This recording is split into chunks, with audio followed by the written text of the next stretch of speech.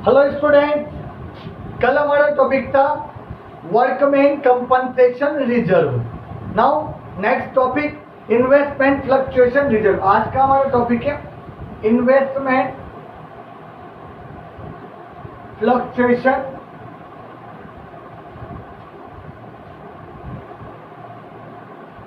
Reserve. आप लोगों को याद होगा हम लोगों ने रिजर्व एंड अक्यूमुलेटेड प्रॉफिट वाला प्रोपोर्शन चल रहा है, उसके अंदर मैंने एंट्री लिखवाई थी general reserve account debit, profit and loss account debit, workman compensation reserve account debit, investment fluctuation reserve account debit to partner capital. तो सब अलग अलग टॉपिक्स में डिस्कस कर रहा। जनरल रिजर्व है पीएनएल जो लाइबिलिटीज में दिया हुआ है वो पार्टनर से पूरा बढ़ता है। वर्कमैन कंपनसेशन रिजर्व का कितना अमाउंट बचेगा उसका पूरा टॉपिक डिस्कस किया। Now we will discuss investment fluctuation reserve. ये टॉपिक डिस्कस करेंगे ताकि आपका एक एक टॉपिक और एक एक कंसेप्ट क्लियर हो जाए। इन्वेस्टमेंट फ्लक्चुएशन रिजर्व, जैसा कि नाम से ही पता लगता है, इन्वेस्टमेंट फ्लक्चुएशन यानी कि इन्वेस्टमेंट की मार्केट वैल्यू में जो फ्लक्चुएशन होता है उसके लिए जो रिजर्व बनाया जाता है वो क्या कहलाता है, इन्वेस्टमेंट फ्लक्चुएशन रिजर्व। यानी कि कभी कभी जब हम इन्वेस्टमेंट परचेज करते हैं तो उसकी मार्केट वैल्यू ज़्यादा भी हो सकती है या कम भी हो सकती है। तो in this case we will create investment fluctuation reserve. इस केस में आपको क्या ट्रीटमेंट करना है वो हमें इस टॉपिक में देखना है। तो पहला टॉपिक इसके अंदर रहेगा नंबर 1, या तो 3-4 कंडीशन हो सकती है इसके अंदर कि बुक वैल्यू और मार्केट वैल्यू सेम रहे। Number 2, market value book value से कम हो जाए। और number 3, market value book value से ज्यादा हो जाए। 3 कंडीशन रहेगी जो उसके बारे में हमें डिस्कस करना है। तो फर्स्ट कंडीशन क्या रह सकती है, व्हेन नोट्स उतार लेना आप, ये book value and market value of investment is same. यही लिख देता हूं शॉर्ट में। अगर बुक वैल्यू और market value of investment same है तो उस कंडीशन में हम क्या करेंगे, तो उस कंडीशन में इन्वेस्टमेंट फ्लक्चुएशन रिजर्व आपको बैलेंस शीट में लायबिलिटीज में दिखाया होगा। तो कुछ अगर book value market value same है, कुछ कम नहीं, तो पूरा पैसा पार्टनर्स में बांट दिया जाएगा when profit sharing ratio is change. ये वाला टॉपिक हम पढ़ रहे हैं। तो एंट्री हो जाएगी investment fluctuation reserve account debit to partner, जो भी पार्टनर आपको दिए पार्टनर कैपिटल अकाउंट। यह एंट्री आपकी होगी ओल्ड रेशियो में, जो आपका बुक में ओल्ड रेशियो दिया हुआ है ना उसके अंदर ये वाली एंट्री रहेगी investment fluctuation reserve account debit to partner capital account. Number 2, second condition, पहले तो कहते हैं बुक वैल्यू और market value is the same. Second condition हो सकती है कि when market value of investment is less than the book value. अगर आपको नजर नहीं आए तो मैं जो बोल रहा हूं उसको सुन लेना। When the market value of the investment is less than the book value, market value of investment book value से कम हो सकते हैं। तो इसके अंदर हमारी 3 कंडीशन हो सकती है। नंबर 1, या तो फॉल इन द वैल्यू, जो वैल्यू कम हो रही है is less then investment fluctuation reserve. Short में लिख रहा हूं मैं, when book value when fall in the value is less then investment fluctuation reserve, इससे कम है तो हम क्या करेंगे, वैल्यू जितनी कम हुई उतना तो इन्वेस्टमेंट अकाउंट में ट्रांसफर करेंगे और बाकी पैसा पार्टनर्स में बांट देंगे। यानी कि एंट्री हो जाएगी, शॉर्ट में लिख रहा हूं मैं, IFR आप पूरा लिखना, investment fluctuation reserve account debit to, जितनी वैल्यू इन्वेस्टमेंट की कम हुई वो टू इन्वेस्टमेंट अकाउंट, और बाकी जो बचेगा पैसा वो कहाँ चल जाएगा, पार्टनर कैपिटल अकाउंट। जैसे मान लो IFR आपका बना हुआ है 50,000 और इन्वेस्टमेंट की वैल्यू कम हुई 20,000, तो 20,000 तो इन्वेस्टमेंट अकाउंट में चल जाएगा और बाकी तो 30,000 बचा वो पार्टनर ओल्ड रेशियो में डिस्ट्रीब्यूट हो जाएगा। कौन से रेशियो में डिस्ट्रीब्यूट होएगा, ओल्ड रेशियो के अंदर ये क्या हो जाएगा, डिस्ट्रीब्यूट हो जाएगा। यानी कि इसमें तो क्या आएगा, ये वाले अमाउंट में book value minus market value, जो इन्वेस्टमेंट की बुक वैल्यू और मार्केट वैल्यू का अंतर है, ठीक है। अब बाकी जो बचेगा बुक वैल्यू और मार्केट वैल्यू का अंतर आ जाएगा और जो ये पैसा बचेगा ये बाकी पैसा इन ऑल रेशियो में पार्टनर्स में बच जाएगा। तो पहले कंडीशन हो सकती है fall in the value is less than the market, fall in the value is less than the IFR।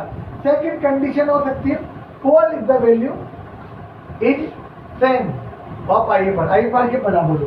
तो second condition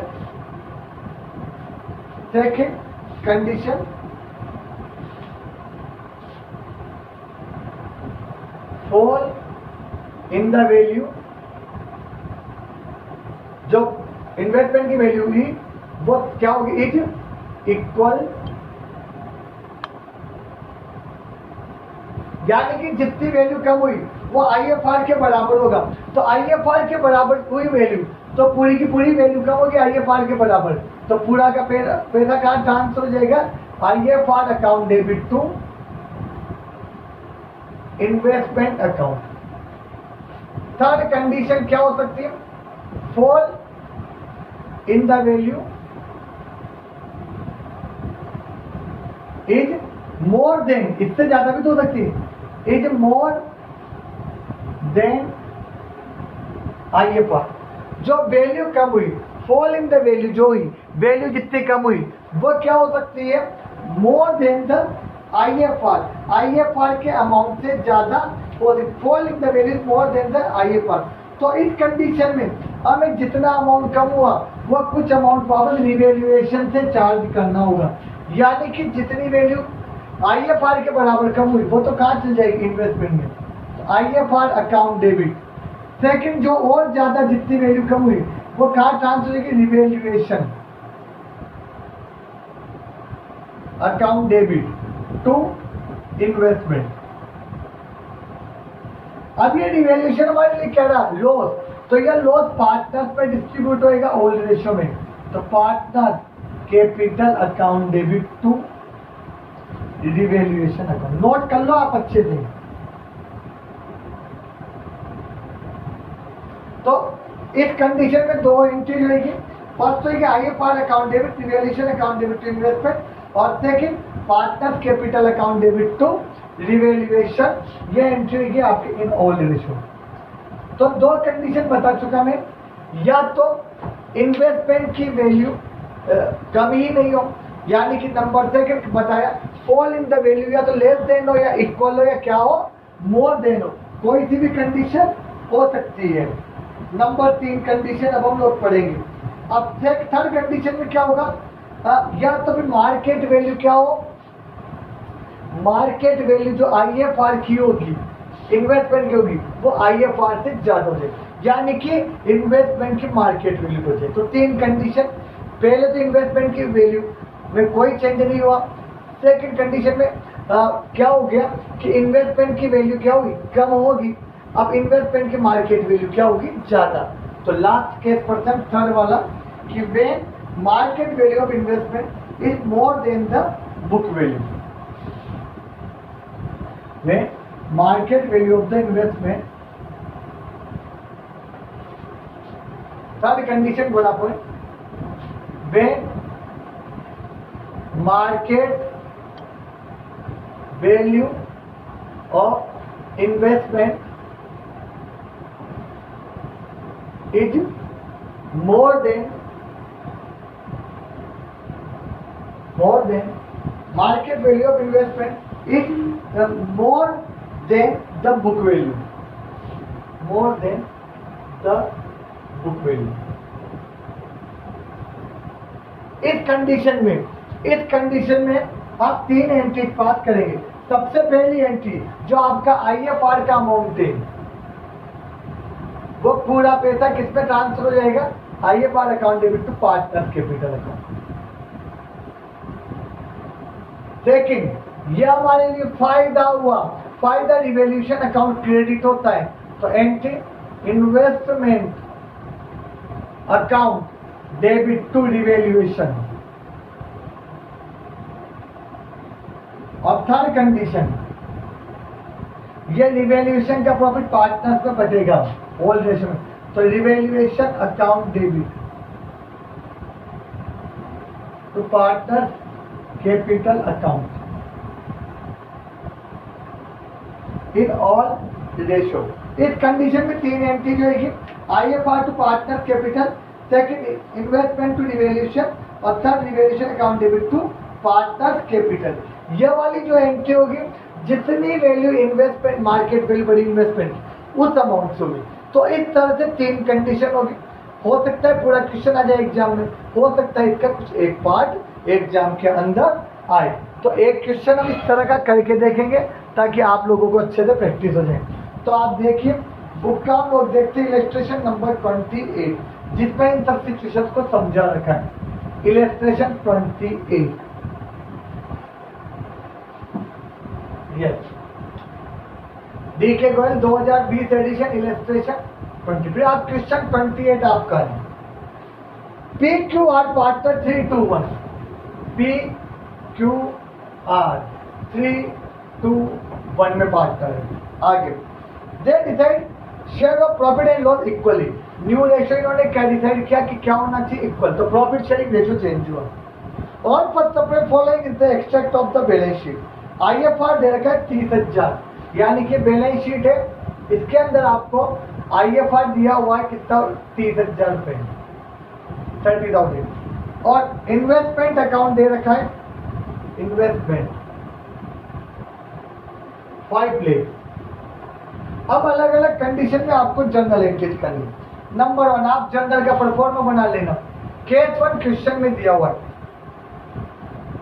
if there is no other information, कोई इंफॉर्मेशन नहीं है कि वैल्यू बढ़ी है या कम हुई है, तो कोई इंफॉर्मेशन नहीं है, तो हम IFR का पूरा अमाउंट क्या करेंगे? If there is no other information, कोई अदर इंफॉर्मेशन नहीं है, तो इस केस में क्या एंट्री होगी? जो IFR का अमाउंट है वो PQR में बढ़ जाएगा पूरा। तो IFR account debit to P capital account to Q capital account to R capital account. 30,000 है, 30,000 को 3 to 1 में बांट देना आप लोग, तो 30,000 इंटू 3/6 15,000 और 2/6 10,000 और 5,000। इस तरह से केस 1 की एंट्री होगी। अब case 2, if market value of investment is 5 lakh, यानी कि market value of investment 5 lakh है और यहाँ भी 5 लाख है, तो if market value of investment कितनी बता रखी है? 5 लाख। तो हम क्या कर देंगे? सेम एंट्री पास करेंगे, पूरा पैसा पार्टनर से बांट देंगे। ए फर्स्ट केस, आप लोग एंट्री लिखना, ये तो मैं यहाँ ऐसे बता रहा हूँ, आप वापस ये एंट्री लिखना, IFR account debit to PQR capital, यानी कि सेम एंट्री पास हो जाएगी। तो सेकंड केस में अगर मार्केट वैल्यू सेम है तब भी यही एंट्री पास होगी। Third case third, if market value of investment 488, third case क्या दे रखा है? केस थर्ड या क्या हो सकता है? If market value of investment 4,88,000, तो सुनो 5 लाख इन्वेस्टमेंट थे, वैल्यू कितनी? 488, तो 12,000 रुपए इन्वेस्टमेंट की वैल्यू कम हुई। तो हम क्या करेंगे? IFR अकाउंट डेबिट, हमारे पास कितने व्यवस्था है? 30, इसमें से वैल्यू कितनी कम हुई? डिफरेंस मैंने नोट्स में लिखवाया था, अब बुक वैल्यू और मार्केट वैल्यू का डिफरेंस कितना हुआ? 12,000। बाकी जो बचेगा वो पार्टनर्स पे डिस्ट्रीब्यूट हो जाएगा, यानी कि P capital account debit, Q capital account debit, sorry to P capital और to R capital account.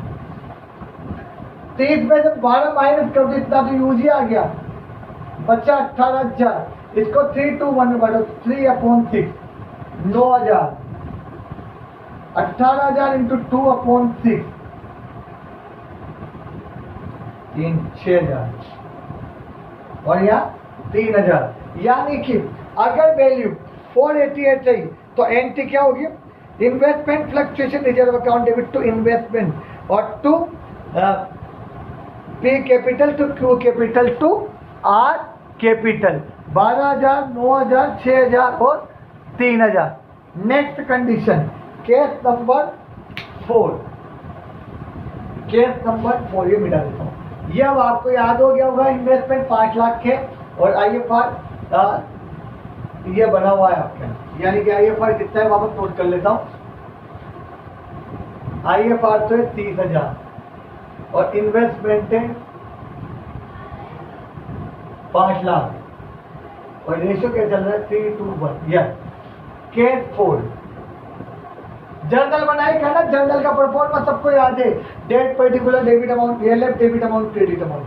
Fourth case market value 4,46,000। If market value कितना दे रखा है? ऑफ इन्वेस्टमेंट कितनी? 446। यहाँ 5 लाख है, मार्केट वैल्यू कितनी? 446। तो 5 लाख में से आप 446 माइनस करो, 446 यानी कि वैल्यू कम हुई 54,000। हमारा रिजर्व बना हुआ है 30,000, तो बाकी के 24,000 की व्यवस्था हम करेंगे रिवैल्यूएशन अकाउंट से, क्योंकि इसका अंतर हुआ है। तो 24,000 रुपये में और चाहिए, तो 24,000 की व्यवस्था कहाँ से होगी? रिवैल्यूएशन। तो एंट्री बनेगी IFR account debit 30,000, total value कम हुई है 54, तो बाकी व्यवस्था कहाँ से होगी?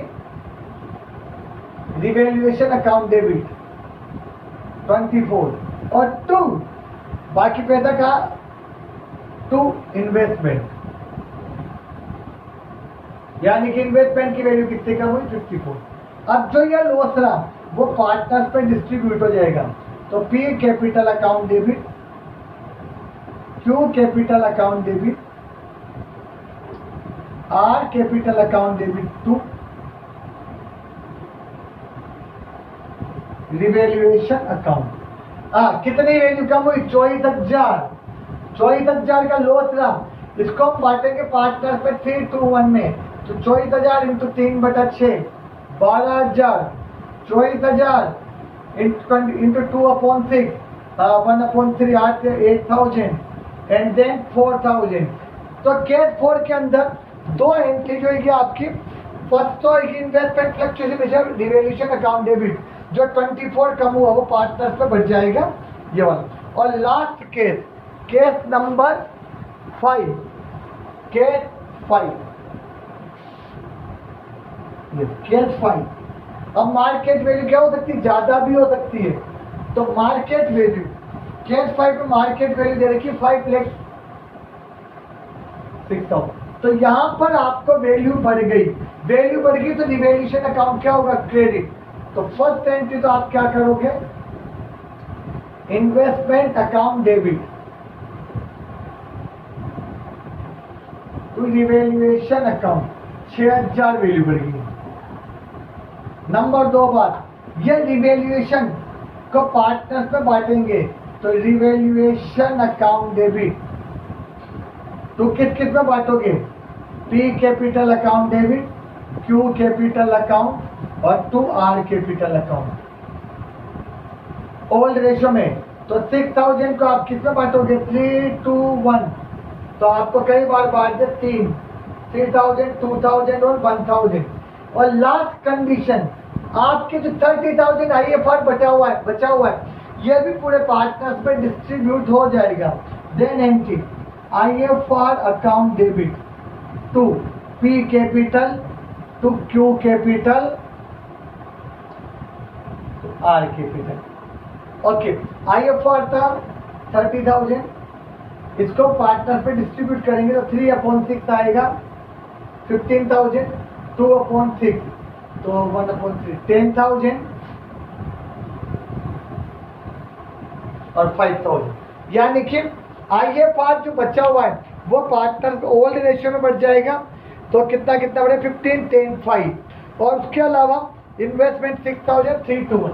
इस तरह से ये आपका इन्वेस्टमेंट फ्लक्चुएशन रिजर्व का ट्रीटमेंट हो। ये एक बड़े क्वेश्चन का एक छोटा पार्ट भी हो सकता है या एक अलग से क्वेश्चन भी आ सकता है, तो आप इसको जरूर नोट करना कि बड़े अगले चैप्टर पे भी काम आएगा, बड़े क्वेश्चन का एक छोटे पार्ट के रूप में आ सकता है। तो तब दोबारा तो क्लास इस टॉपिक के क्या लेंगे, तो आप लोग इसको अच्छे से नोट कर लेना, नोट्स में। Okay, thank you.